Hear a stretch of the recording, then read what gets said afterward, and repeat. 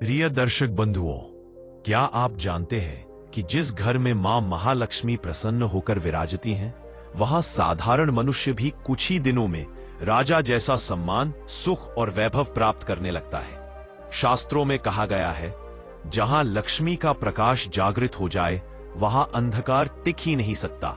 और आज इसी पवित्र क्षण में सुनने जा रहे हैं वह दुर्लभ, दिव्य और अद्भुत कथा, जिसने एक सामान्य परिवार के जीवन में ऐसा चमत्कार किया कि पूरा गांव दंग रह गया और देवलोक तक में उस घटना की चर्चा होने लगी। मेरी समस्त माताओं, बहनों, भाइयों और भक्तों से हाथ जोड़कर नम्र प्रार्थना है, इस कथा को अंत तक अवश्य सुने, क्योंकि पुराणों में स्पष्ट कहा गया है, जो मनुष्य लक्ष्मी तत्व की कथा पूर्ण आस्था से सुनता है, उसके जीवन में सौभाग्य कभी सूखता नहीं। यदि आपके मन में मां लक्ष्मी के प्रति सत्य श्रद्धा है, तो इस पवित्र कथा को लाइक करें और हमारे चैनल शिव इनसाइट को सब्सक्राइब अवश्य करें, क्योंकि जहां महालक्ष्मी की कृपा उतरती है, वहां रुकावटें पिघल जाती है, भाग्य जाग उठता है और जीवन में नई सुनहरी शुरुआत स्वयं चलकर आती है। तो आइए प्रिय दर्शक बंधुओं, अपने मन को शांत करें, अपनी आस्था को जागृत करें और सुनते हैं ये रहस्यमयी, अद्भुत और दिव्य कथा, जो खोलने वाली है मां लक्ष्मी की कृपा, समृद्धि और सौभाग्य का अनंत द्वार। हरियाली से घिरे एक छोटे से गांव में, जहां सुबह की पहली किरणें धरती को चूमते हुए जीवन का संगीत बिखेर देती थीं, वहीं एक ब्राह्मण परिवार रहता था, साधारण, सीधा सादा और संघर्षों से भरा हुआ। गांव का नाम था सुहागपुर, जो बाहर से सुंदर दिखता था, लेकिन अंदर कई परिवारों के जीवन में कठिनाइयां छिपी थीं। उन्हीं घरों में एक घर था ब्राह्मण देवधारण का। देवधारण अत्यंत विद्वान था, शास्त्रों और वेदों का ज्ञाता था, परंतु समय की मार ऐसी पड़ी कि उसकी विद्या को उचित स्थान और सम्मान नहीं मिला। वहां मंदिरों में पूजा पाठ करता, बच्चों को पढ़ाता, यज्ञ करवाता, परंतु बदले में जो मिलता वह परिवार चलाने के लिए पर्याप्त नहीं होता। परिवार बड़ा था, जिम्मेदारियां अधिक थीं और आय बहुत कम। देवधारण की पत्नी सुनीता बहुत धीर, शांत और धार्मिक स्वभाव की स्त्री थी। वह सुबह ब्रह्म मुहूर्त में उठकर घर का हर काम निपटाती, सबके लिए भोजन बनाती, बच्चों को तैयार करती और फिर भी चेहरे पर मुस्कान रहती। लेकिन उसके मन का दुख सिर्फ उसे ही पता था। घर में आय इतनी कम थी कि कई बार बच्चों को आधा पेट खाना मिलता। पूरा परिवार एक समय का भोजन करके सो जाता। घर का छप्पर टूट चुका था, बरसात में पानी टपकता था, पर उसे ठीक करवाने के लिए पैसे कहां से आते? सुनीता अक्सर भगवान के सामने बैठकर पूछती, हे प्रभु, आखिर हमने ऐसा कौन सा पाप किया कि हमारी मेहनत कभी रंग नहीं लाती? शुक्रवार की सुबह अक्सर सुनीता की दिनचर्या कुछ अलग होती। यह दिन उसे भीतर से शांत करता था, मानो उसे विश्वास हो कि मां लक्ष्मी आज जरूर उसकी प्रार्थना सुनेंगी। लेकिन हर शुक्रवार की शाम वही खाली हाथ और वही नीरव प्रतीक्षा। धीरे धीरे घर में खटपट बढ़ने लगी थी। अभाव इंसान को भीतर से तोड़ देता है। देवधारण भी कई बार चिड़चिड़ा हो जाता था। बाहर से शांत दिखाई देने वाला यह परिवार अंदर ही अंदर टूट रहा था। एक दिन सुहागपुर में एक बड़ा आयोजन हुआ। गांव के मुख्य मंदिर में विशाल भंडारा था। गांव के हर परिवार को भोजन और प्रसाद मिल रहा था। देवधारण और उसका परिवार भी वहां पहुंचा, लेकिन भीड़ इतनी थी कि खाने के लिए भी लंबी लाइनें लग गईं। ब्राह्मण परिवारों को सम्मान से बैठाकर खिलाने की परंपरा थी, परंतु बदलते समय के साथ हर चीज में परिवर्तन आ चुका था। सुनीता ने देखा कि उनके परिवार को कोई विशेष सम्मान नहीं मिला। वह चुप रही, पर उसके हृदय में पीड़ा हुई। एक कोने में बैठ गई, बच्चों को खाना खिलाया और खुद भगवान से मन ही मन बोली, प्रभु, क्या हमारा जीवन यूं ही अभाव और अपमान में बीत जाएगा? भंडारे के बाद सुनीता अपने घर लौट रही थी। रास्ते में उसकी नजर एक वृद्धा पर पड़ी, जो एक पुराने आम के पेड़ के नीचे खड़ी थी। वह बिल्कुल अशक्त दिखाई दे रही थी। कपड़े फटे हुए, शरीर कमजोर, लेकिन चेहरे पर एक अद्भुत चमक। सुनीता के भीतर से करुणा उमड़ी। वह पास गई और बोली, मां, आप यहां अकेली क्यों खड़ी है? कोई आपका ध्यान नहीं रखता? वृद्धा ने बेहद शांत आवाज में कहा, बेटी, मुझे भूख लगी है, क्या कुछ मिल सकता है? सुनीता के पास अपने लिए भी कुछ नहीं था, फिर भी उसने प्रसाद का बचा हुआ हिस्सा वृद्धा को दे दिया। वृद्धा ने उसे प्रेम से देखा, मानो उसकी आंखें ही आशीर्वाद बनकर बरस रही हो। वृद्धा शांत स्वर में बोली, तुम्हारे घर में कितनी परेशानियां हैं बेटी। तुम रोज संघर्ष करती हो लेकिन फल नहीं मिलता, मेहनत करती हो पर धन नहीं आता। क्या तुम जानती हो क्यों? सुनीता हतप्रभ रह गई। उसे समझ नहीं आया कि यह बूढ़ी स्त्री उसका जीवन इतना सटीक कैसे जानती है। उसने धीरे से कहा, मां, सच कहूं तो मैं खुद भी नहीं जानती। कभी कभी लगता है कि जैसे भाग्य ही रूठ गया है। भाग्य रूठता नहीं बेटी, भाग्य को बस जगाना पड़ता है। और तुम्हारा भाग्य जागेगा मां लक्ष्मी के शुक्रवार व्रत से। लेकिन यह व्रत केवल पूजन से नहीं, बल्कि भाव, संयम और सत्य से पूरा होता है। सुनीता ने उत्सुकता से पूछा, मां, यह व्रत कैसे करना चाहिए? वृद्धा बोली, जरूरत पड़ने पर मैं खुद बताऊंगी। पहले तुम अपने हृदय को शुद्ध करो, क्रोध छोड़ो, मतभेद छोड़ो और विश्वास रखो। अगले शुक्रवार से शुरुआत करो, लेकिन ध्यान रहे व्रत के दिन किसी भी जरूरतमंद को खाली हाथ मत लौटाना। उसने इतना कहा और अगले ही क्षण वह वृद्धा वहां से ऐसे गायब हो गई जैसे कभी थी ही नहीं। सुनीता स्तब्ध रह गई, उसके रोंगटे खड़े हो गए। उसने तुरंत समझ लिया यह कोई साधारण वृद्धा नहीं, स्वयं मां लक्ष्मी थी, जिन्होंने उसका दुख देखा और उसे मार्ग दिखाया। उस दिन के बाद से सुनीता के मन में एक नई ऊर्जा आ गई। वह हर दिन घर को साफ रखने लगी, सुबह शाम दीपक जलाती, लक्ष्मी स्तुति पढ़ती और मन में एक विश्वास जगाती, अब सब ठीक होगा। लेकिन उसके भीतर यह जिज्ञासा भी बढ़ती जा रही थी कि मां लक्ष्मी ने क्यों कहा कि किसी भी जरूरतमंद को खाली हाथ मत लौटाना। आने वाला शुक्रवार उसके लिए परीक्षा की तरह था और घटनाएं ऐसी होने वाली थीं जो उसके जीवन की दिशा बदल देंगी। शुक्रवार की सुबह सुनीता जल्दी जाग गई। उसने स्नान किया, घर को साफ किया, चावल धोए, मीठा बनाया और घर में सुगंधित दीप जलाया। वह मन ही मन तैयारी कर रही थी कि आज का व्रत पूरी श्रद्धा से होगा। देवधारण ने भी आश्चर्य से देखा कि आज पत्नी के चेहरे पर किसी अनोखी आशा की चमक थी। सुनीता ने बच्चों को तैयार किया, देवधारण को तिलक लगाया और फिर मां लक्ष्मी का पूजन प्रारंभ किया। दीपक की लौ जब उठकर दीवारों पर प्रकाश फैला रही थी तो जैसे पूरा घर स्वर्ग जैसा प्रतीत होने लगा। सुनीता मंत्रों का जाप कर रही थी और उसके आसन के पास हल्की हवा बह रही थी। यह हवा सामान्य हवा नहीं थी, मानो किसी दिव्य उपस्थिति का संकेत। पूजन पूरा हुआ और सुनीता ने संकल्प लिया, हे मां लक्ष्मी, आज से हर शुक्रवार व्रत करूंगी। मुझे धन नहीं चाहिए, बस मेरे घर में शांति और समृद्धि चाहिए। लेकिन यही दिन था जब उसकी परीक्षा शुरू होने वाली थी। दोपहर के समय एक गरीब भिखारी उसके दरवाजे पर आया। उसके पास देने के लिए भोजन था, पर घर का अनाज बहुत सीमित था। सुनीता के मन में क्षण भर के लिए संकोच आया, अगर मैं इसे दे दूं तो शाम का क्या होगा। लेकिन फिर उसे वृद्धा के शब्द याद आए, किसी भी जरूरतमंद को खाली हाथ मत लौटाना। उसने तुरंत भोजन परोसा और भिखारी के हाथों में दे दिया। उस भिखारी की आंखों में आशीर्वाद की चमक थी, पर सुनीता ये नहीं जानती थी कि वह भिखारी भी मां लक्ष्मी का ही दूसरा रूप था, जो उसके व्रत की सच्ची परीक्षा लेने आया था। शाम को देवधारण थका हुआ घर लौटा।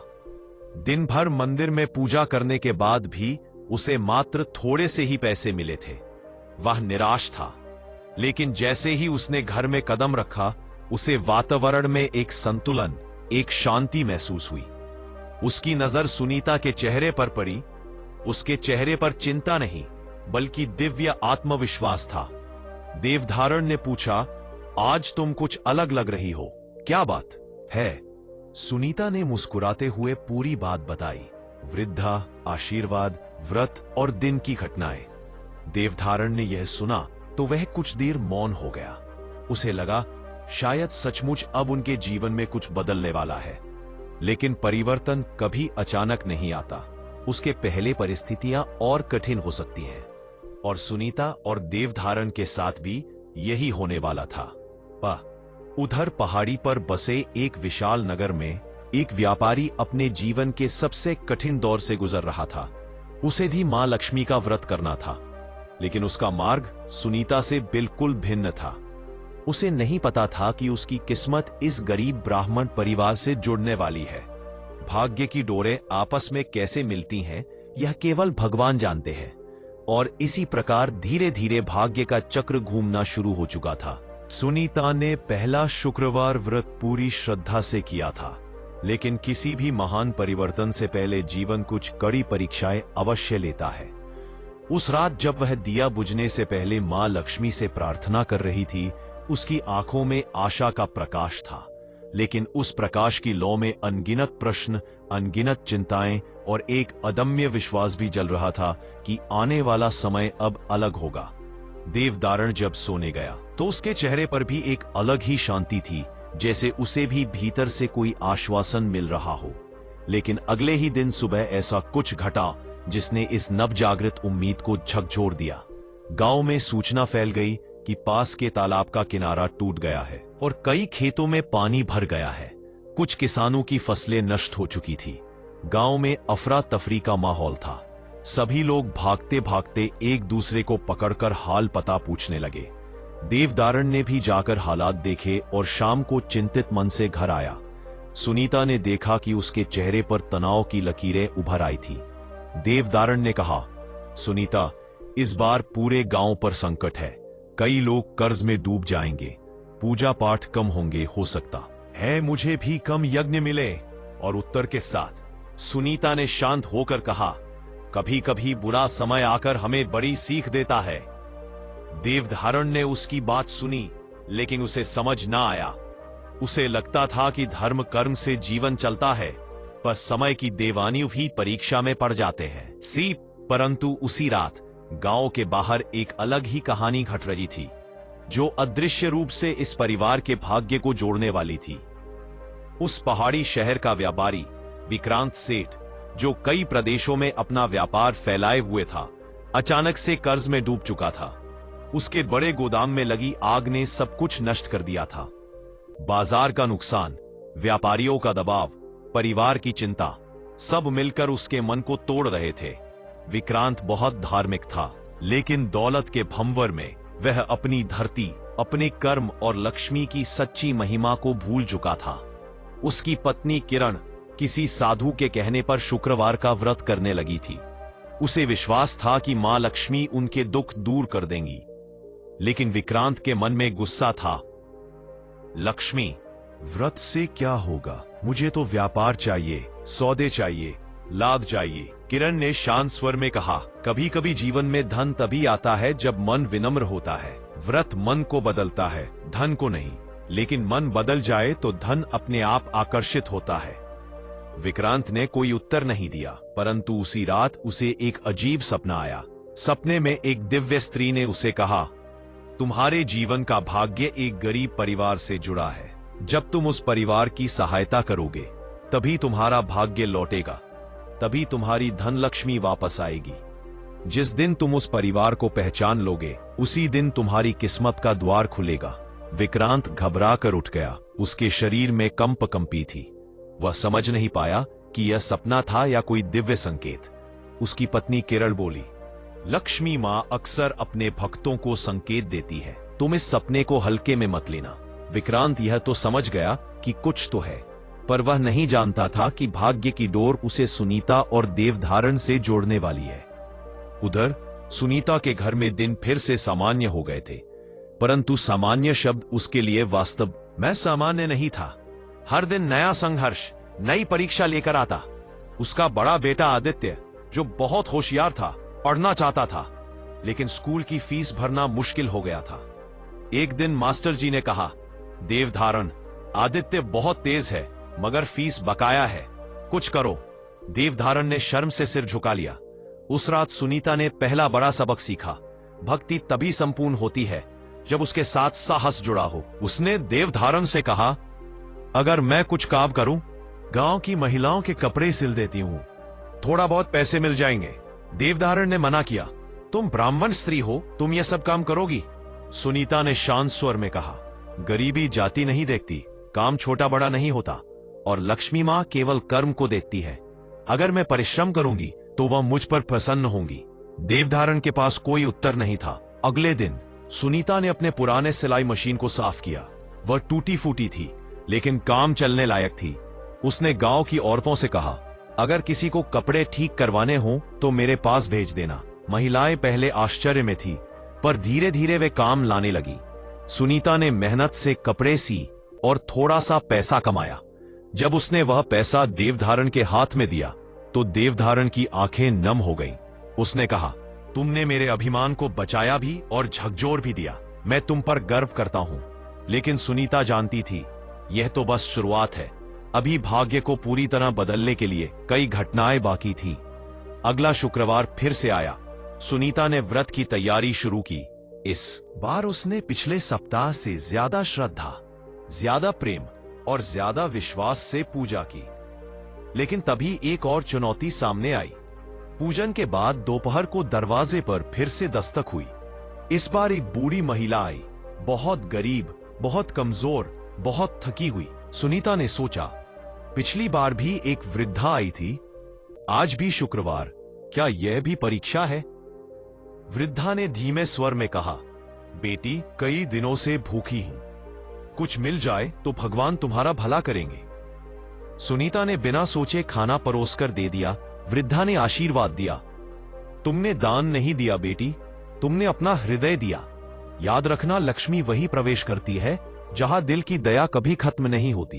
वृद्धा चली गई, लेकिन सुनीता के मन में एक अजीब सी शांति छा गई। उसी शाम बिना किसी कारण देवधारण को एक अनजान जगह से यज्ञ करने का निमंत्रण मिला। उसे आश्चर्य था कि यह अवसर कहां से आया। यज्ञ पूरा करने के बाद उसे पहले से 2 गुना दक्षिणा मिली। वह हैरान था, क्योंकि जिस परिवार ने उसे बुलाया था उसने कहा, हमें किसी ने बताया कि आप ही सही ब्राह्मण हैं। आपका नाम पूजन के पूर्व ही हमारे कानों में पड़ा। हम वही क्षण से जान गए कि आपको बुलाना हमारा सौभाग्य है। लेकिन यह कौन वही समझ सकता था जो भाग्य की डोरे चला रहा था? स्वयं मां लक्ष्मी। इसी बीच विक्रांत सेठ के नुकसान बढ़ते जा रहे थे। वह परेशान, उलझन में और निराश होकर कई जगह उपाय करा चुका था, लेकिन कुछ भी फलदायक नहीं हुआ। उसके मन में बार बार सपना आता, एक गरीब परिवार, उनकी सहायता करो, तुम्हारा भाग्य लौटेगा। विक्रांत रात को छत पर जाकर आसमान देखता और सोचता, आखिर वह परिवार कौन है, कहां मिलेगा? उसके मन में एक तीव्र बेचैनी होने लगी। किरण ने उससे कहा, सपने संकेत होते हैं, तुम्हें यात्रा करनी चाहिए, शायद भाग्य तुम्हें उस दिशा में ले जाए जहां तुम्हें जाना है। विक्रांत ने कुछ सोचा और अगले ही दिन यात्रा की तैयारी शुरू कर दी। उसे लगा जैसे कोई अदृश्य शक्ति उसे आगे बढ़ा रही है, लेकिन उसे नहीं पता था कि उसका रास्ता सुहागपुर की तरफ मुड़ने वाला है, जहां सुनीता रोज दीप जलाती है, जहां संघर्ष है, पर एक दिव्य ऊर्जा भी जाग चुकी है। सुहागपुर की तरफ उसी समय एक और परिवर्तन हो रहा था। गांव के कई लोग सुनीता की सरलता से प्रभावित थे। उसका स्वभाव ऐसा था कि लोग उससे अपनी समस्याएं साझा करके हल्का महसूस करते थे। धीरे धीरे गांव में उसके लिए सम्मान बढ़ने लगा। महिलाएं कहने लगीं, अब सुनीता बहन, तुम्हारे घर में अब पहले जैसा सूखा नहीं लगता, लगता है घर में प्रकाश बढ़ गया है। सुनीता मुस्कुराती पर दिल में सोचती, शायद ये मां लक्ष्मी की कृपा है। लेकिन असली परिवर्तन तो तीसरे शुक्रवार को होना था, जो पूरे गांव की सोच बदल देगा। तीसरे शुक्रवार की सुबह जब सुनीता पूजा कर रही थी, दीपक की लौ अचानक तेज होने लगी। सुनीता ने मंत्र पढ़ते हुए महसूस किया कि आज ऊर्जा कुछ अलग है। उसे लगा मानो घर की हवा में कोई पवित्र शक्ति प्रवेश कर गई हो। पूजा के बाद वह बैठी ही थी कि अचानक दरवाजे पर दस्तक हुई।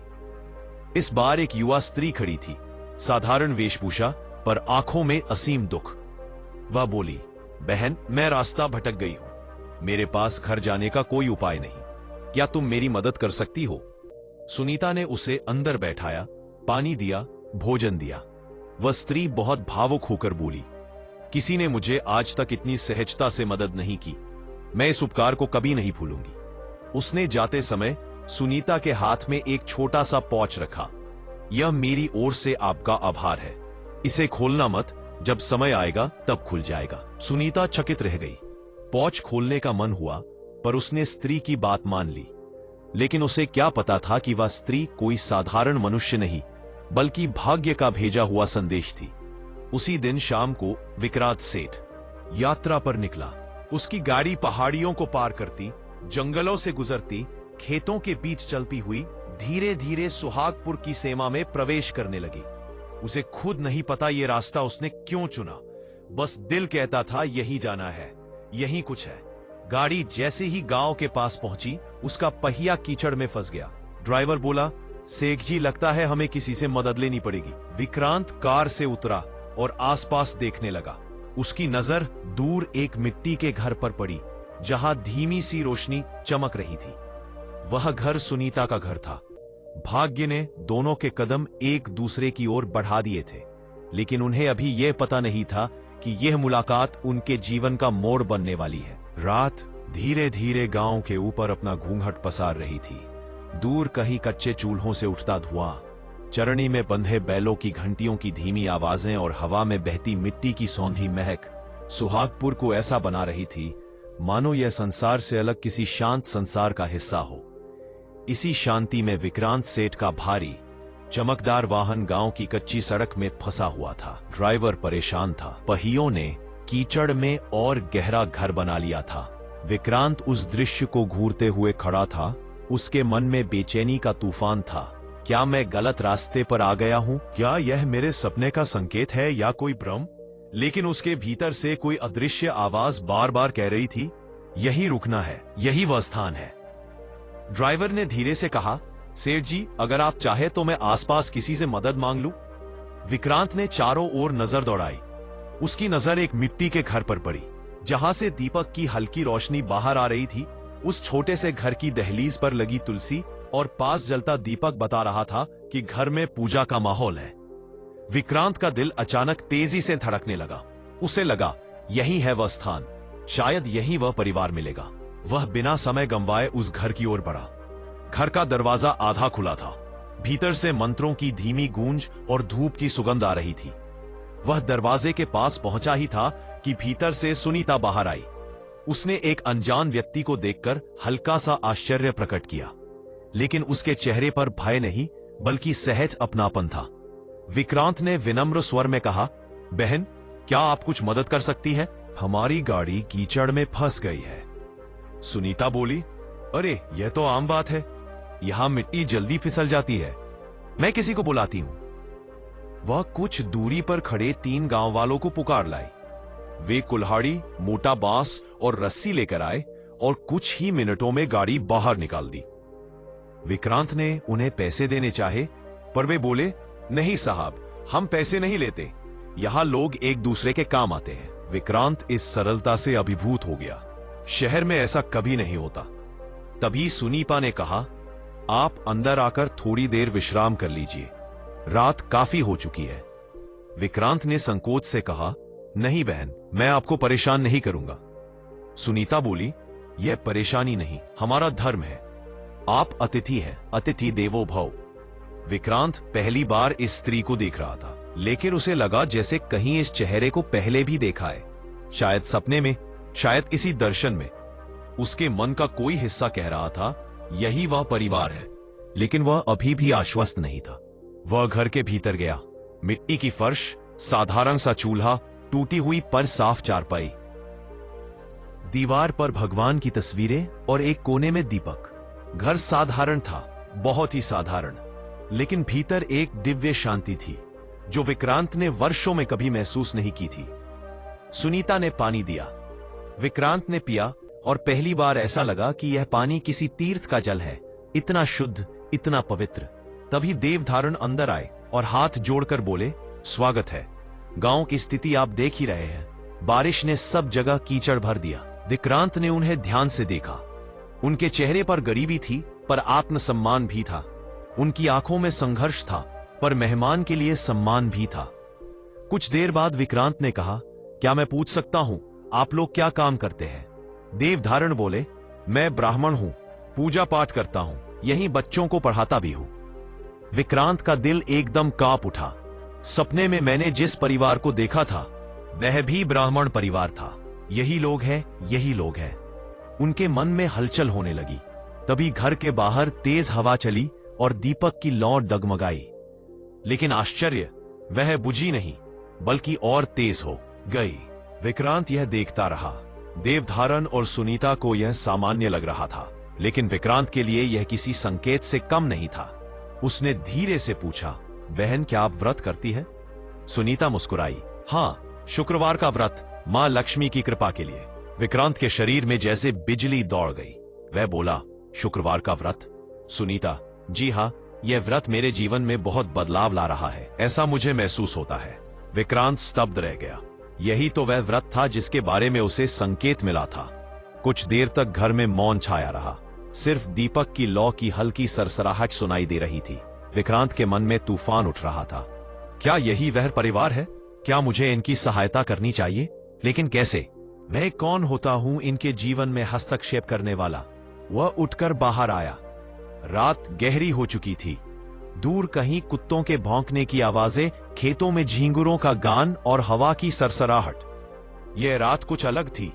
अचानक उसके पैर के पास एक छोटा सा पौच गिरा। वह चौंक गया। यह कहां से आया? उसने उठाकर देखा, पौच बंद था, बिल्कुल वैसे ही जैसे सुनीता को तीसरे शुक्रवार को मिला था। वह अवाक रह गया, क्योंकि यह पौच बिल्कुल वही था जैसा उसने अपने सपने में देखा था। उसके हाथ कांप रहे थे। उसे भीतर जाकर पूछना था, पर उसी पल देवधारण बाहर आ गए। उन्होंने कहा, सेठे जी, आप चिंतित लग रहे हैं, सब ठीक तो है? विक्रांत कुछ बोल पाता उससे पहले सुनीता भी बाहर आई। सुनीता भी बाहर आई। अभी पोखर तालाब की दिशा में तेज आवाज हुई, मानो पानी का बड़ा ज्वार उठ गया हो। गांव के लोग चिल्लाने लगे, तालाब का दूसरा बांध टूट रहा है, फसलें डूब जाएंगी। देवधारण ने तुरंत चारपाई से अपना गमछा उठाया और भागते हुए बोले, मैं देखता हूं। गांव के सभी पुरुष दौड़ पड़े। सुनीता चिंतित खड़ी थी। विक्रांत सारा दृश्य देख रहा था। देवधारण की दौड़, गांव वालों की चीखें, बहता पानी, सब कुछ विक्रांत के भीतर के डर को बढ़ा रहा था। पॉजिटिव पॉइंट्स पर ही विक्रांत के खास देख रहा था। थोड़ी देर में गांव का आधा हिस्सा तालाब के टूटने से प्रभावित हो गया। कई घरों में पानी घुस गया। लोग सामान बचाने लगे। कुछ बच्चे रो रहे थे। विक्रांत ने पहली बार महसूस किया, ये लोग कितने संघर्ष करते हैं, और मैं शहर में बैठे बस लाभ हानि की चिंताएं करता हूं। सुनीता अपने घर के बाहर खड़ी होकर लगातार मंत्र पढ़ रही थी। मां लक्ष्मी रक्षा करो, रक्षा करो। उसकी प्रार्थना में एक शक्ति थी, एक विश्वास था, एक ऊर्जा थी। और तभी अचानक बारिश कम हो गई। हवा धीमी हो गई। तालाब का बहाव रुकने लगा, मानो किसी ने प्रकृति को शांत कर दिया हो।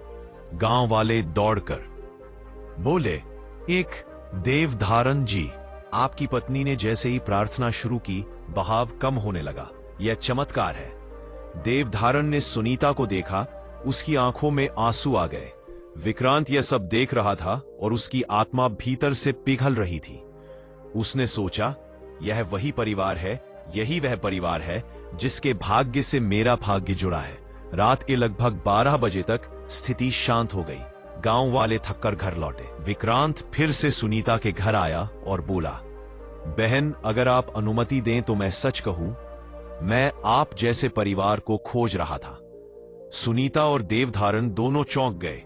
मुझे सपने में देवी ने कहा था, मेरी किस्मत एक गरीब परिवार से जुड़ी है, और जब मैं उनके जीवन में सहायता करूंगा, तब मेरा भाग्य लौट आएगा। देवधारण और सुनीता एक दूसरे को देखने लगे।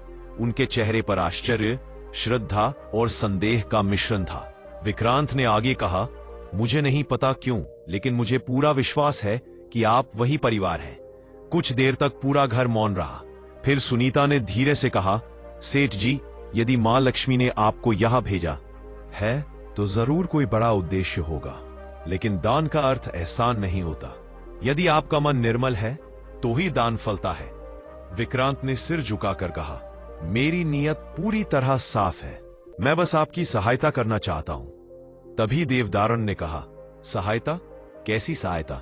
विक्रांत बोला, मैं आपके बच्चों की पढ़ाई का पूरा खर्च उठाऊंगा, आपके घर की मरम्मत करवाऊंगा और आपको स्थायी आय देने के लिए एक छोटा सा आश्रम बनवाऊंगा जहां आप पूजा और शिक्षा दोनों दे सके।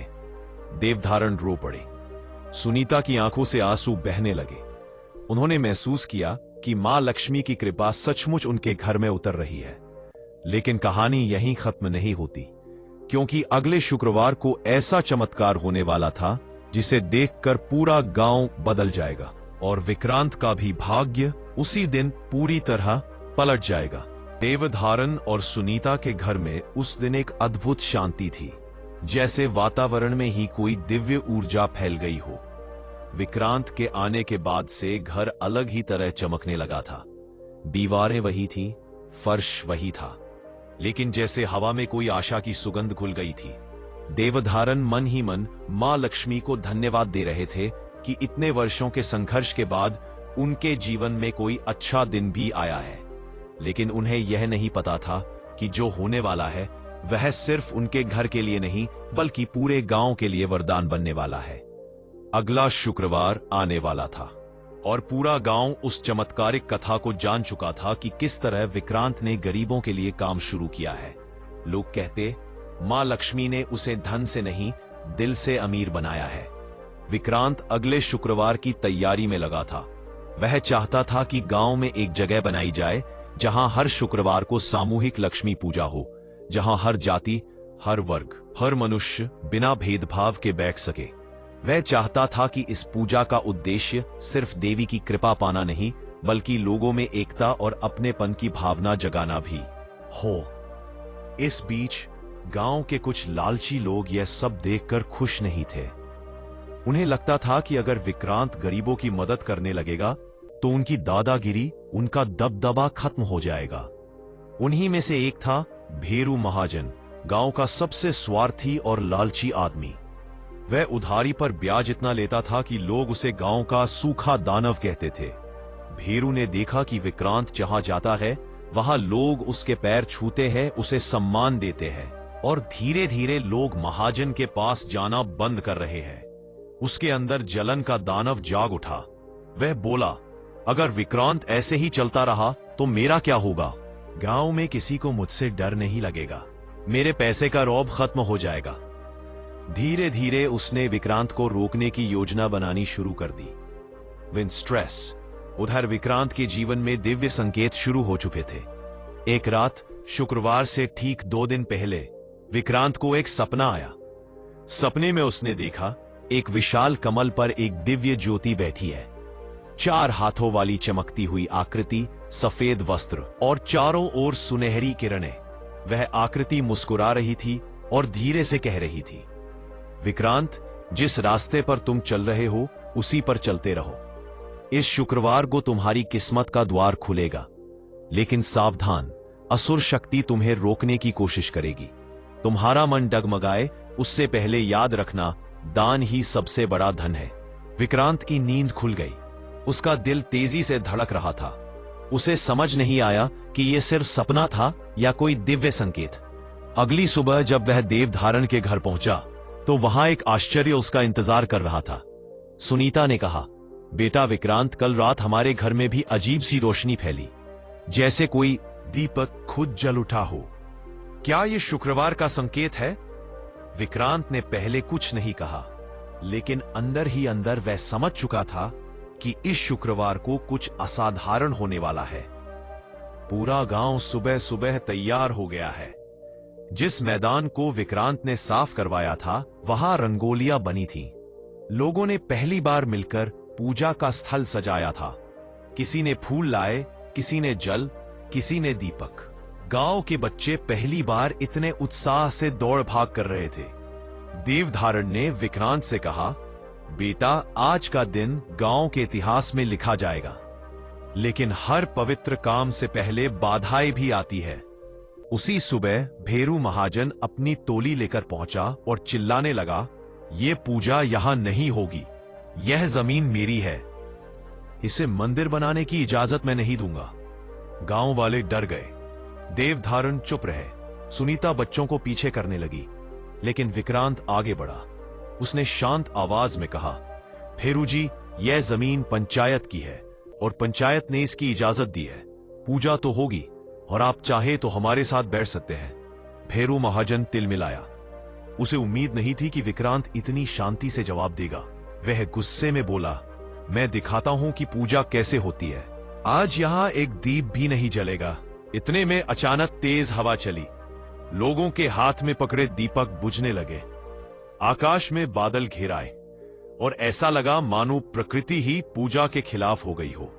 गांव के लोग डरकर बोले, लगता है महाजन सही कह रहा था, यह पूजा आज नहीं हो पाएगी। सुनीता ने हाथ जोड़कर आकाश की ओर देखा, लेकिन विक्रांत अडिग था। वह मैदान के बीच पहुंचा, अपने घुटनों पर बैठा और बोला, मां लक्ष्मी, अगर मेरी नीयत सच्ची है, अगर यह पूजा लोगों के उजाले के लिए है, तो आज एक चमत्कार अवश्य होगा। उसकी आवाज इतनी दृढ़ थी कि सुनते ही सब शांत हो गए। एक पल में बदली हवा थम गई। अचानक एक दीपक खुद जल उठा। फिर पूरा मैदान हजारों दीपकों से जगमगाने लगा। गांव वाले स्तब्ध रह गए। देवधारण रो पड़े और बोले, आज गांव में साक्षात मां लक्ष्मी उतरी है।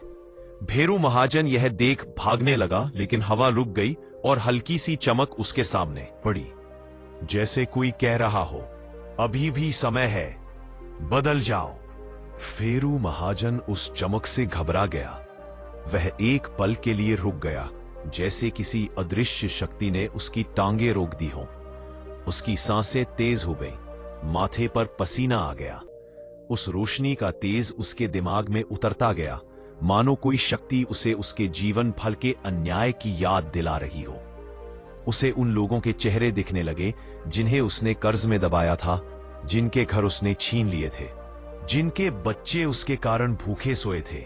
उसकी आंखों से डर से आंसू निकल पड़े, लेकिन अहंकार का अंतिम किला अभी टूटा नहीं था।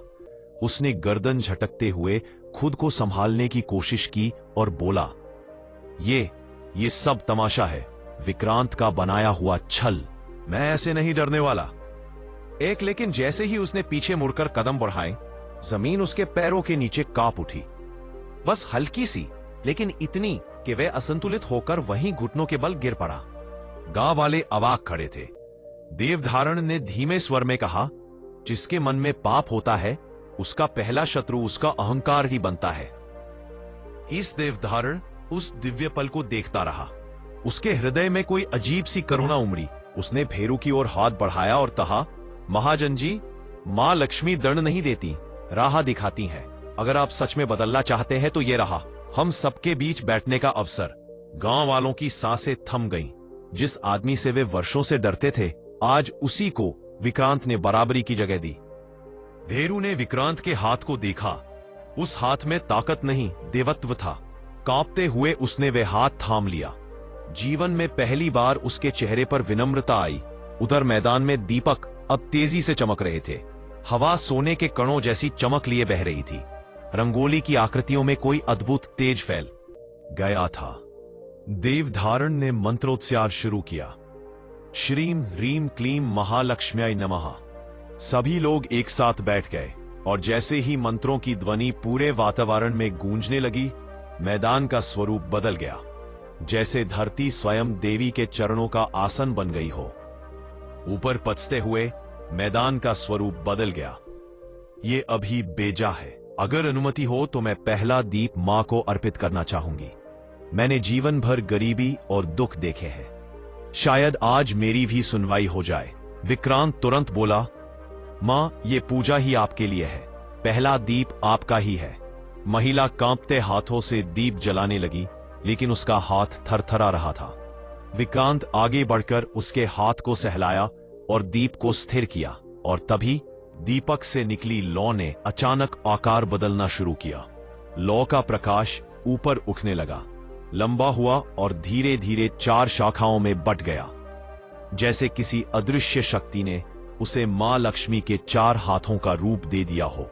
भीड़ में से सामूहिक स्वर निकला और फरमान सदा सा, जय लक्ष्मी माता, और फरमान सदा साक्षात दर्शन हो रहे हैं। पूरे मैदान में जोत की एक लहर दौड़ गई। हर दीपक की लौ असामान्य तेज से चमकने लगी, जैसे किसी दिव्य ऊर्जा ने उन्हें अपने कब्जे में ले लिया हो। सुनीता की आंसू थमने का नाम नहीं ले रहे थे। देवधारण मंत्रों की गति तेज करते गए और तभी मंत्रोच्चार के बीच एक बालक की आवाज उभरी।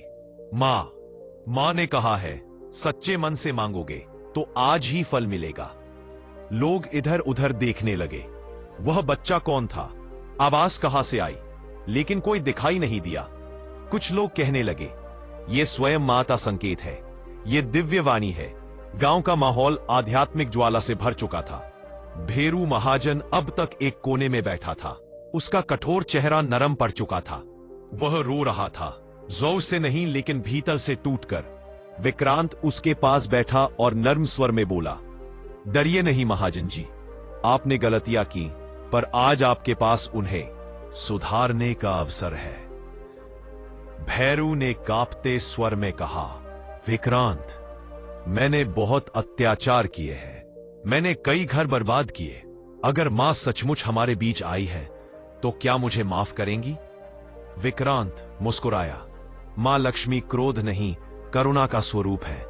माफी उन्हीं को मिलती है जो दिल से बदल जाते हैं। भैरू ने से अपनी जेब से कागज निकाले, उधार के रजिस्टर, लोगों की देनदारी के कागज, उनकी मजबूरी के दस्तावेज। वह उठा, भीड़ के सामने गया और चिल्लाकर बोला, आज से इस गांव का कोई भी आदमी मेरा कर्जदार नहीं। मैं आज मां के सामने कर्ज की सारी पर्चियां जला रहा हूं। गांव में हंगामा नहीं हुआ, विस्मय का सामूहिक मौन हुआ। लोगों ने देखा, भैरू ने पर्चियां आग में डाल दी, जैसे उसके पाप का बोझ धुएं के साथ उड़ रहा हो। कुछ महिलाएं रो पड़ी, कुछ पुरुष जमीन पर सिर झुकाकर बैठ गए, कुछ बच्चे तालियां बजाने लगे। विक्रांत ने महसूस किया, आज सिर्फ एक पूजा नहीं हुई थी, एक पूरा गांव जन्म ले चुका था। जब पूजा का समापन हुआ तो हवा में गंध ऐसे फैली जैसे कमल और चंदन दोनों एक साथ जल रहे हो। सूरज ढल चुका था, लेकिन मैदान में जैसे एक अलग ही रोशनी फैल रही थी। बिना दीपक, बिना बिजली, सिर्फ दिव्य तेज। देवधारण ने अंतिम मंत्र बोला, महालक्ष्म्याय नमः, सदा समृद्धि प्रदान करो, सदा कल्याण करो। जैसे ही अंतिम शब्द बोले गए, पूरा मैदान एक पल को सफेद प्रकाश से नहा उठा। लोगों ने आंखें बंद कर ली, कुछ ने हाथ जोड़ लिए, कुछ ने जमीन छू ली, और फिर प्रकाश शांत हुआ और सब कुछ सामान्य लगने लगा। लेकिन तभी सुनीता चिल्लाई, देखो आकाश में दीपक। लोगों ने ऊपर देखा, आकाश में 4 प्रकाश रेखाएं थीं जो जैसे कमल की पंखुड़ियों की आकृति बनाकर धीरे धीरे ऊपर उठ रही थी। देवधारण ने कहा, यह देवी के प्रस्थान का संकेत है। वे खुश होकर लौटी हैं। गांव वाले नतमस्तक हो गए। आज उनके गांव की किस्मत बदल गई थी। पूरा गांव एक ऐसी स्थिरता में डूब गया जो साधारण नहीं थी, मानो समय खुद कुछ पल रुककर इस दिव्यता को निहार रहा हो। विक्रांत ने चारों ओर देखा। लोगों की आंखों में चमक थी, लेकिन वह सिर्फ चमत्कारों की नहीं, बल्कि एक नए जीवन की उम्मीद की चमक थी। भेरू महाजन अब भी स्तब्ध खड़ा था। उसकी आंखें लाल थीं, लेकिन उनमें वर्षों से दबा पश्चाताप पहली बार सतह पर आकर चमक रहा था, जैसे कोई भारी चट्टान उसके हृदय से हट गई हो।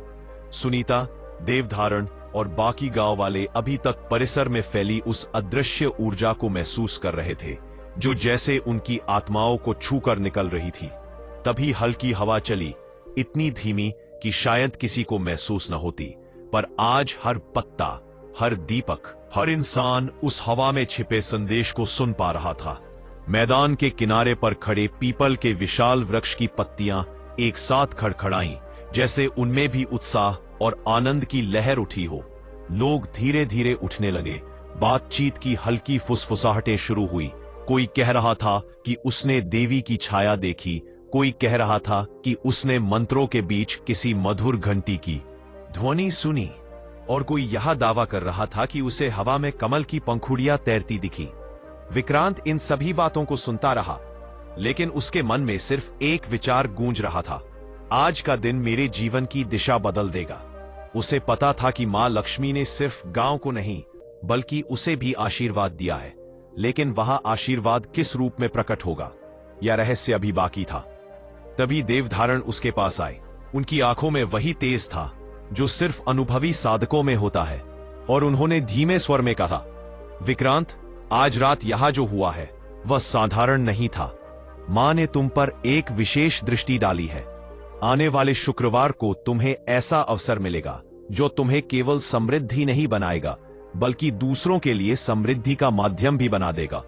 तुम धन के वाहक नहीं, दाता बनोगे। विक्रांत ने उनकी बात सुनी, लेकिन उससे पहले कि वह कुछ पूछ पाता, अचानक उसके पीछे भीड़ से एक युवक दौड़ता हुआ निकला। विक्रांत भैया, जल्दी चलो, आपके घर के सामने कुछ अद्भुत हो रहा है। भीड़ उत्सुकता से हिलने लगी। कुछ लोगों ने यह सुनकर तुरंत अपने दीपक उठाए और उसके साथ चल पड़े। विक्रांत, सुनीता और देवधारण भी जल्दी जल्दी गांव के रास्ते की ओर बढ़ने लगे। जैसे जैसे वे घर के करीब पहुंचे, उन्होंने देखा कि उसके दरवाजे के ऊपर हल्की सुनहरी रोशनी मंडरा रही थी, जैसी पूजा के समय मैदान में थी।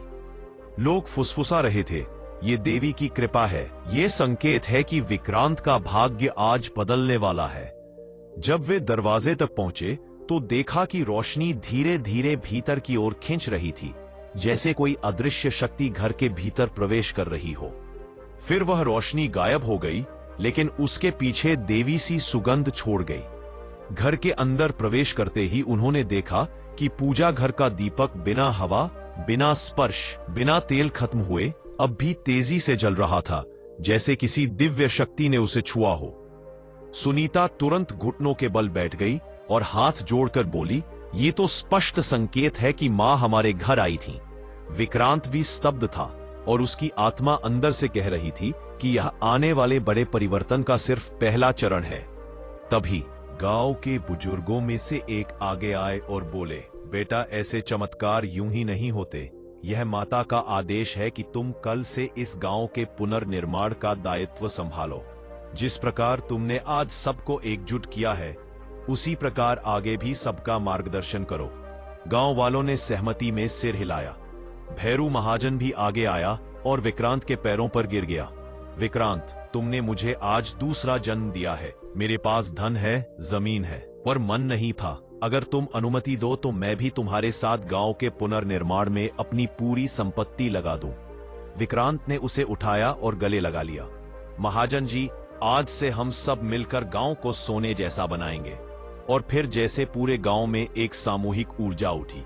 लोग कहने लगे, अगले शुक्रवार तक हम नया मंदिर बनाएंगे, हम गरीबों के लिए अन्न भंडार खोलेंगे, हम तालाब की सफाई करेंगे, हम हर घर में दीप जलाएंगे। पूरा गांव मंत्रों, जयकारों और उम्मीदों के शोर में डूब गया।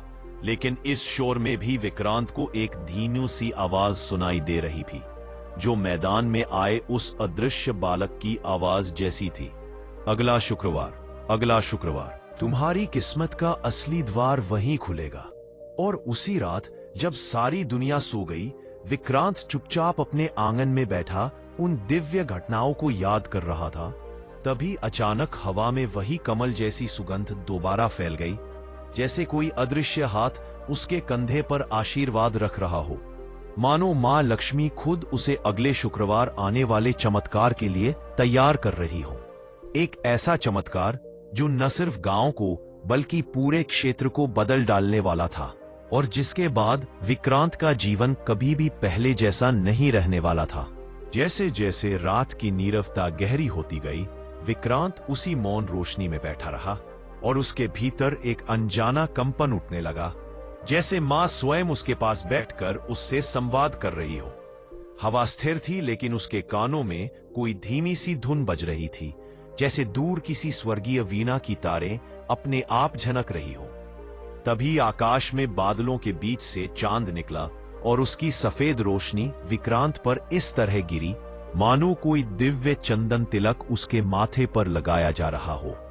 उसी क्षण विक्रांत को लगा कि उसके भीतर एक नई शक्ति जाग उठी है। न सिर्फ करुणा, बल्कि निर्णय लेने की शक्ति, कठिनाइयों का सामना करने की शक्ति और सबसे बड़ी बात, एक ऐसे भविष्य को देखने की शक्ति जिसे अभी कोई नहीं जानता था। वह धीरे से उठा, पूजा घर में गया और वहां का दीपक देखा। लौ अब भी वैसी ही ऊंची, स्थिर और तेजस्वी थी, जैसे उसके भीतर अनंत ऊर्जा भरी हो।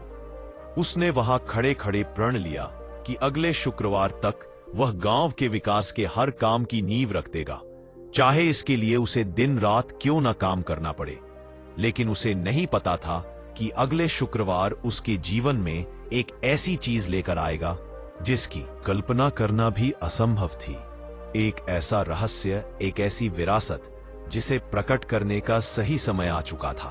अगले ही दिन से गांव में हलचल शुरू हो गई। बच्चे, बुजुर्ग, स्त्रियां, युवा सभी अपने अपने काम में लग गए, जैसे किसी अदृश्य शक्ति ने उन्हें प्रेरित कर दिया हो।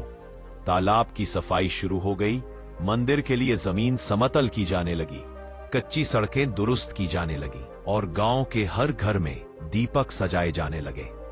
भेरू महाजन ने अपनी तिजोरियां खोल दी। सालों से जमा किया हुआ सोना, चांदी, धन और अनाज गांव के भंडार में रख दिया। सुनीता महिलाओं के समूह का नेतृत्व कर रही थी। वे नए मंदिर के लिए कमल की पंखुड़ियां इकट्ठी कर रही थी और घर घर जाकर जरूरतमंदों की सहायता कर रही थी। देवधारण ने गांव के युवाओं को मंत्र उच्चारण और अनुष्ठान की तैयारी सिखाना शुरू कर दिया। लेकिन इस सब के बीच विक्रांत को बार बार महसूस हो रहा था कि कोई अदृश्य शक्ति उसके साथ चल रही है। वह जहां भी कदम रखता, जैसे जमीन पर हल्की सी सुनहरी चमक रह जाती। कभी कभी वह हवा में वह दिव्य सुगंध महसूस करता जो सिर्फ उस दिन मैदान में आई थी। कभी उसे लगता कि कोई उसके पीछे आकर खड़ा है, लेकिन पीछे मुड़ने पर वह केवल हवा होती। यह सब उसे डराता नहीं था, बल्कि उसके हृदय में विश्वास बढ़ाता जा रहा था कि वह अकेला नहीं है। हाँ, कुछ असामान्य जरूर होने वाला है। इसी बीच गांव में एक अफवाह फैलने लगी। लोग कहते कि रात में मंदिर की अधूरी दीवारों पर कोई छाया घूमती दिखती है, कोई स्त्री की आकृति जिसके हाथों में कमल होता है और वह बस उतनी देर वहां खड़ी रहती है कि दीवारें हल्की हल्की चमकने लगे। कुछ कहते कि यह देवी स्वयं है जो मंदिर के निर्माण में सहायता कर रही हैं। कुछ कहते कि यह कोई दिव्य संकेत है कि विक्रांत के पूर्वजों का संबंध किसी पवित्र साधना से रहा होगा। और यह बात तब और मजबूत हो गई जब गांव का सबसे बूढ़ा आदमी कालूराम एक रात विक्रांत के पास आया और बोला, आज मैंने वो चीज देखी है जिसे देखने के लिए मेरी आंखें दशकों से तरस रही थी। यह गांव सदियों पहले देवी का निवास था और तुम्हारे पूर्वज उनकी पूजा के प्रमुख रक्षक थे। तुम्हारे खून में वह आशीर्वाद है, बस जागने का समय आया है। विक्रांत स्तब्ध था। यह बात उसके लिए नई थी, लेकिन उसकी आत्मा जैसे इस सत्य को पहले से जानती थी। अगले कुछ दिन इसी रहस्य, इसी ऊर्जा और इसी अथक परिश्रम में बीत गए और फिर आया वह दिन, अगला शुक्रवार, जिसका इंतजार पूरा गांव कर रहा था। सुबह सुबह जब विक्रांत उठा तो उसने महसूस किया कि आज हवा में एक अलग ही प्रकार की शांति है, असाधारण, चमत्कारिक और किसी बड़े परिवर्तन की वाहक। सूरज निकला तो उसकी किरणें सोने जैसी चमक रही थीं, जैसे हर किरण देवी का आशीर्वाद लेकर धरती पर उतर रही हो। विक्रांत तैयार होकर बाहर आया तो उसने देखा पूरा गांव उसके द्वार पर खड़ा था, मानो कोई दरबार लगा हो। सब एक साथ बोले, आज देवी आपको अपना दूत बनाने वाली है, आज कुछ असाधारण होगा। और उसी क्षण, बिना हवा के, बिना किसी स्पर्श के, उसके आंगन का दीपक खुद ब खुद जल उठा, एक ऐसी लौ के साथ जो पहले किसी ने नहीं देखी थी, ऊंची, स्थिर और श्वेत सोने की। और उस लौ की छाया में विक्रांत का भाग्य अपने नए अध्याय में प्रवेश कर चुका था। एक ऐसा अध्याय जिसमें धन, चमत्कार, विरासत और दिव्यता सब एक साथ मिलने वाले थे। लेकिन उस दिव्यता के साथ एक बहुत बड़ा रहस्य भी जुड़ा था जो आज पहली बार प्रकट होने वाला था। जैसे ही वह श्वेत सोने की लौ विक्रांत के आंगन में नाची, पूरे गांव पर एक अदृश्य कंपन उतर आया। जैसे धरती की गहराइयों से कोई पुरातन घंटा बज उठा हो। हर दिशा शांत थी, लेकिन भीतर कुछ जाग रहा था, कुछ ऐसा जो सदियों से सोया पड़ा था। विक्रांत कुछ पल तक उस लौ को देखता रहा। उसकी आंखें फैलती जा रही थीं, दिल धड़कता जा रहा था और शरीर में एक ऐसी ऊर्जा दौड़ रही थी जो उसने पहले कभी महसूस नहीं की थी। अचानक उसे लगा कि लौ की रोशनी उसके चारों ओर घूम रही है। पहले धीमे धीमे, फिर तेज, और फिर एकदम से उसकी आंखों के सामने फैलकर आकाश की ओर उठ गई। ऐसा प्रतीत हुआ जैसे स्वयं प्रकाश उसे अपने भीतर समेट रहा हो। और उसी क्षण विक्रांत की चेतना झंकार उठी। उसने न कोई आवाज सुनी और न कोई दृश्य देखा, लेकिन एक स्पष्ट अनुभूति हुई कि आज कुछ ऐसा प्रकट होने वाला है जो उसके जीवन की दिशा बदल देगा। गांव वाले विस्मित थे, महिलाएं घूंघट हटाकर खड़ी थीं, बच्चे अपने पिता की बाहों में लिपटे हुए थे, बुजुर्गों के हाथ कांप रहे थे। तभी हवा में एक मधुर सुगंध फैलने लगी। कमल, चंदन और कस्तूरी का अद्भुत संगम। वह सुगंध किसी भी साधारण फूल की नहीं थी, वह दिव्यता की उपस्थिति थी। लोग सहम गए और कुछ तो घुटनों पर बैठकर हाथ जोड़ने लगे। अचानक मंदिर निर्माण स्थल की ओर से एक तेज प्रकाश उठा, इतना शक्तिशाली कि कुछ क्षणों के लिए सबने अपनी आंखें बंद कर ली। प्रकाश शांत हुआ तो सबकी नजरें उधर मुड़ गईं। वहां अधूरी दीवारों पर कमल हस्त वाली वही स्त्री आकृति अब स्पष्ट रूप से दिखाई दे रही थी, पहले से कहीं अधिक चमकदार, कहीं अधिक जीवंत, कहीं अधिक वास्तविक। और पहली बार उसके चारों ओर लिकती रोशनी किसी धुंधली छाया जैसी नहीं, बल्कि एक विस्तृत आभा जैसी लग रही थी। मानो वह आकृति पहाड़ की चोटी पर खड़ी हो और पूरा आकाश उसका आसन हो। गांव वाले भय और श्रद्धा के मिश्रित भाव से कांप उठे। देवी देवी स्वयं प्रकट हो रही है, किसी ने बुदबुदाया। पर यह दृश्य जितना चमत्कारी था उतना ही भयावह भी, क्योंकि देवी की आकृति सीधे विक्रांत की लाव देख रही थी, जैसे वह उसे बुला रही हो। विक्रांत के भीतर एक अद्भुत खिंचाव उठा। वह अनायास 2 कदम आगे बढ़ा। उसके कदमों के नीचे की जमीन ऐसे चमकने लगी जैसे उस पर सोने की महीन परत बिछ गई हो। उसका हर कदम मानो किसी प्राचीन शक्ति से भरा हुआ था। तभी कालू राम डगमगाता हुआ उसके पास आया। उसकी आवाज कांप रही थी, विक्रांत, यह वही रात है, वही क्षण जिसके लिए तेरे पूर्वजों ने 100 वर्षों तक साधना की थी। आज तू वह देखेगा जिसे देखने का सौभाग्य किसी साधारण मनुष्य को नहीं मिलता। विक्रांत कुछ समझ पाता उससे पहले मंदिर की ओर से एक चमकदार किरण उसके पैरों तक आई और उसके चारों ओर घूमने लगी। जैसे ही वह रोशनी विक्रांत के सीने तक पहुंची, उसे लगा किसी ने उसके हृदय पर गर्म हाथ रख दिया हो। और उसी क्षण उसने एक दृश्य देखा, एक विशाल प्राचीन मंदिर जिसकी दीवारें सोने की थी और जहां हजारों कमल एक साथ खिल रहे थे। मंदिर के केंद्र में एक दीपक जल रहा था, वही श्वेत सोने की लौ। फिर दृश्य बदल गया। उसने देखा कि उसके पूर्वज श्वेत वस्त्रों में उसी दीपक के चारों ओर खड़े मंत्रोच्चार कर रहे थे। वे कोई साधारण लोग नहीं थे। उनके चेहरे तेजस्वी थे, आंखों में दिव्यता थी और उनके शरीर कमल तत्व से बनी चमक से दमक रहे थे। उनमें से एक, सबसे वृद्ध, सबसे सशक्त, धीरे धीरे विक्रांत की ओर बढ़ा। उसने अपने हाथ विक्रांत के सिर पर रखे और बोला, तुम हमारे वंश की अंतिम कड़ी हो। तुम्हारे भीतर कमल ज्योति का प्रकाश है। आज इस शुक्रवार वह शक्ति फिर से जाग उठेगी। दृश्य गायब हो गया। विक्रांत का सिर भारी था, आंखें धधक रही थीं और पैरों में कंपन था। तभी एक प्रचंड झोंका उठा, लेकिन वह हवा का नहीं, मंत्रों का था। मंदिर स्थल पर खड़े देवधारण के मुंह से अनायास मंत्र निकलने लगे, जैसे कोई अदृश्य शक्ति उनके भीतर उतर आई हो। पूरा वातावरण मंत्रों की तरंगों से भर उठा। ओम श्रीं क्लीं कमले कमलालये प्रसीद प्रसीद स्वाहा। जैसे ही अंतिम स्वर उठा, मंदिर की अधूरी दीवारें सुनहरी रोशनी से चमकने लगी। विक्रांत आगे बढ़ा और जैसे ही वह मंदिर के बीचों बीच पहुंचा, जमीन अपने आप फट गई।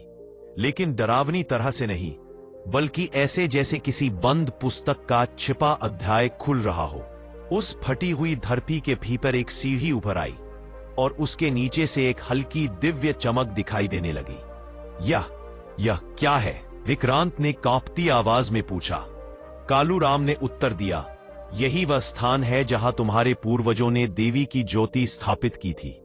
यह शक्ति कभी नष्ट नहीं होती, बस सही व्यक्ति का इंतजार करती है। पूरा गांव सांस रोके खड़ा था। विक्रांत आगे बढ़ा। हर कदम पर जमीन हल्के स्वर में गूंजती, जैसे कोई अदृश्य ढोल बज रहा हो। वहां नीचे पहुंचा तो देखा एक छोटा पत्थर का कक्ष, जिसकी दीवारों पर कमल की आकृतियां उकेरी हुई थीं, और उस कक्ष के केंद्र में एक प्राचीन छोटे आकार का दीपक रखा था, जिसकी लौ अब भी जल रही थी। वह लौ न बुझी थी न कम हुई थी, सदियों से वैसे ही जल रही थी। उसकी रोशनी विक्रांत के चेहरे पर पड़ी और अचानक वह दीपक कांपने लगा। फिर उसकी लौ एकदम से उठी और विक्रांत के माथे पर आकर सीधे समा गई। विक्रांत वहीं खड़ा रह गया, न हिला न बोला। और फिर एक पल बाद उसने अपनी आंखें खोली। अब उनमें वैसा ही तेज था जैसा उसने अपने पूर्वजों की आंखों में देखा था। वह ऊपर आया। पूरा गांव उसे देखकर सिहर गया। किसी ने फुसफुसाया, ये अब वही विक्रांत नहीं रहा, इस पर देवी का स्पर्श हो चुका है। विक्रांत ने पहली बार गहरी स्थिर आवाज में कहा, आज से यह गांव सिर्फ एक गांव नहीं रहेगा, यह देवी का निवास बनेगा। और जो दीपक मेरे भीतर जागा है, उसकी रोशनी से हर घर धन, सुख और समृद्धि से भर जाएगा। उसके शब्दों से हवा तक कांप उठी और उसी क्षण गांव के हर घर में रखा दीपक, चाहे सड़ा बाती हो चाहे तेल न हो, अपने आप जल उठा। यह चमत्कार देखकर पूरा गांव जमीन पर गिर पड़ा, डर से नहीं, भक्ति से। और उसी रात जब चांद ठीक सिर के ऊपर पहुंचा, कमल हस्त वाली दिव्य आकृति पहली बार पूरे स्वरूप में प्रकट हुई। लेकिन इस प्रकट होने के साथ एक ऐसा सच सामने आया जिसने गांव की दिशा तो बदल दी, और साथ ही एक ऐसे संघर्ष का द्वार भी खोल दिया जिसकी कल्पना अभी किसी ने नहीं की थी। जैसे ही कमल हस्त वाली दिव्य आकृति पूर्ण स्वरूप में प्रकट हुई, पूरा गांव भय, श्रद्धा और आनंद के मिश्रित भाव से कांप उठा। आकाश धीरे धीरे सुनहरी आभा में बदल गया, जैसे हर तारा स्वयं देवी की उपस्थिति का गवाह बन गया हो। देवी की आंखें अत्यंत शांत थी, पर उनमें ऐसी शक्ति थी कि कोई भी मनुष्य कुछ क्षण से अधिक उनमें देख न पाता। देवी ने अपना हाथ उठाया और उसी क्षण मंदिर की अधूरी दीवारें अपने आप पूर्ण हो गईं। पत्थर एक दूसरे से जुड़ते गए, नक्काशी उभरती गई, और कुछ ही क्षणों में वहां अद्भुत सौंदर्य से भरा एक दिव्य मंदिर खड़ा था। बिना किसी मजदूर, बिना किसी औजार, बिना किसी प्रयास के गांव के लोग विस्मित रह गए। विक्रांत घुटनों पर बैठ गया। देवी उसके पास आई। उनके चरणों के पास धीरे धीरे कमल के फूल खिलने लगे, जैसे हर पंखुड़ी विक्रांत की तपस्या का फल हो। देवी ने कहा, विक्रांत, तुमने निस्वार्थ भाव से सेवा की, न किसी लाभ की लालसा में, न किसी प्रतिफल की इच्छा से। यही सच्ची भक्ति है, यही सच्ची संपत्ति है। विक्रांत की आंखों से आंसू बहने लगे। पूरा गांव रो पड़ा। हवा में ऐसी पवित्रता भर गई कि लोग सांस लेने तक में भी सौभाग्य समझने लगे। फिर देवी ने गांव की ओर देखा और कहा, यह गांव अब से धनवती ग्राम कहलाएगा। यहां कभी दरिद्रता प्रवेश नहीं करेगी, क्योंकि जहां सेवा है, जहां नियत पवित्र है, वहां मैं सदैव वास करती हूं। जैसे ही देवी ने अपने हाथ फैलाए, पूरा गांव सुनहरे प्रकाश से घिर गया। हर घर की छत से धन की वर्षा नहीं, बल्कि आशीर्वाद की वर्षा होने लगी। घर घर में अचानक अनाज भर गया, सूखी नदियों में पानी लौट आया, बीमार लोग स्वस्थ होने लगे, और जिनके जीवन में अंधेरा था, वहां प्रकाश फैल गया। फिर देवी ने अंतिम संदेश दिया, मनुष्य सोचता है कि मैं धन की देवी हूं, परंतु मैं धन नहीं, धर्म की देवी हूं। धर्म होगा तो धन स्वयं आएगा, पर धर्म खोकर धन की इच्छा करोगे तो धन भी न मिलेगा और शांति भी नहीं। देवी उतनी ही शांति से धीरे धीरे आकाश में विलीन होने लगी। उनके जाते ही पूरी रात में एक मधुर दिव्य धुन गूंजने लगी, मानो कोई अदृश्य वीणा बज रही हो। उसके बाद हर घर के दीपक की लौ स्थिर हो गई, जैसे स्वयं देवी उसे अपने हाथों से संभाल रही हो। अगली सुबह गांव जागा तो यह देखकर चौंक गया। मंदिर पूर्ण और चमत्कारिक रूप से निर्मित था। गांव की भूमि उपजाऊ हो चुकी थी। लोगों के दिलों में लालच के बजाय सेवा की भावना आ चुकी थी और हर घर में एक छोटा कमल का फूल पड़ा था, देवी की उपस्थिति का प्रमाण। विक्रांत ने गांव वालों की ओर देखा और कहा, शुक्रवार का यह चमत्कार याद रखना। देवी तभी प्रसन्न होती हैं जब मनुष्य सेवा करे, सच्चाई से जिए, किसी दुखी की मदद करे और घर परिवार को प्रेम से चलाए। गांव वालों ने उस दिन से नियम बना लिया, हर शुक्रवार को गरीबों को भोजन देंगे, हर शुक्रवार दीपक जलाकर देवी का ध्यान करेंगे, हर शुक्रवार घर की सफाई, मन की सफाई और नियत की सफाई जरूर करेंगे और हर शुक्रवार एक छोटा सा सत्कार्य अवश्य करेंगे। और यह नियम गांव में इतना पवित्र बन गया कि आने वाली पीढ़ियां भी उस पर चली। गांव सचमुच समृद्ध हुआ, फसलों से, व्यापार से और सबसे बढ़कर एकता और प्रेम से। विक्रांत को लोग देवी का दूत कहने लगे, पर वह हमेशा कहता, मैं दूत नहीं हूं, मैं तो बस एक ऐसा मनुष्य हूं जिसने शुक्रवार को सही तरह से जीना सीख लिया। और यही इस कथा की सीख है। शुक्रवार को देवी लक्ष्मी की प्राप्ति के लिए घर की और मन की सफाई करें, किसी जरूरतमंद की सहायता करें, दीपक जलाकर मां लक्ष्मी का ध्यान करें और अपनी नियत को पवित्र रखें। जहां सेवा है वहां लक्ष्मी है, जहां प्रेम है वहां समृद्धि है और जहां पवित्रता है वहीं चमत्कार जन्म लेते हैं। तो प्रिय दर्शक बंधुओं, आपने सुनी यह दिव्य और शुभ फलदायी कथा, जिसमें हमने जाना कि शुक्रवार के दिन की गई छोटी सी श्रद्धा कैसे मनुष्य के जीवन में असीम वैभव, सौभाग्य और उन्नति का मार्ग खोल देती है। जो व्यक्ति सच्चे मन से मां लक्ष्मी की पूजा करता है, सदाचार, दया और पवित्रता का पालन करता है, उसके घर में धन और अन्न और सौभाग्य सदा बढ़ता ही रहता है। हे भक्तजनों, याद रखें, मां लक्ष्मी वही निवास करती है जहां पवित्र विचार, साफ सुथरा घर, मीठा व्यवहार और सच्ची नीयत होती रहे। इसलिए आज से ही संकल्प लें कि हम न केवल धन की प्राप्ति करेंगे, बल्कि ईमान, संतोष और श्रद्धा को भी अपने जीवन का आधार बनाएंगे। तभी मां लक्ष्मी की कृपा सदा आपके परिवार पर बनी रहेगी। अन्य, यदि आपको यह पवित्र कथा पसंद आई हो तो इसे लाइक अवश्य करें और अपने मित्रों तथा परिवार के साथ साझा करें, ताकि हर घर में लक्ष्मी तत्व जागृत हो सके।